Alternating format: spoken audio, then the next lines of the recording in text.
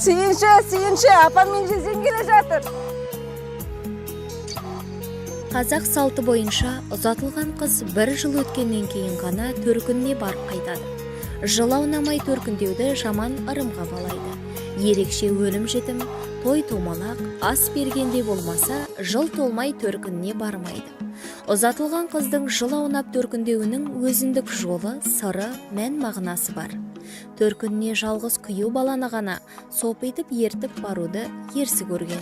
Үй төркіндетпеуі ұзатылған қыз жат жерге бауыр бассын, үйіне қайта берсе, төсегінен суық қалмасын деп отбасына сүйіспеншілігі артсын дегені. Ал балалар, келген қадамдарыңа гүліп өтсін.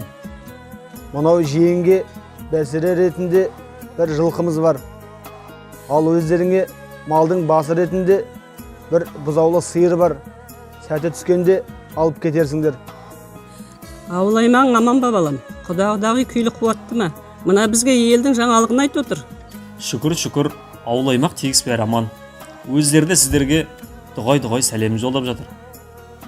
Қайын жұртымның сіздерге беріп жіберген жөн жоралғы сый-сияпаты бар. Соны сіздерге табыстайын.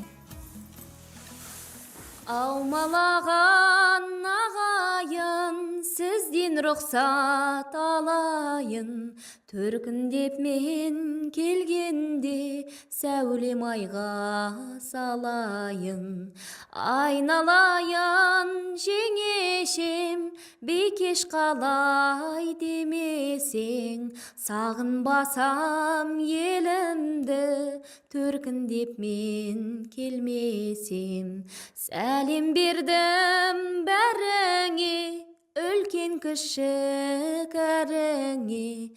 Ағайынды көрген соң, салдым осы әніме. Ағайынды көрген соң, салдым осы әніме. Ал мынау менің өз сыйым. Ақ кездемемен иіссу арнайы анам арналған.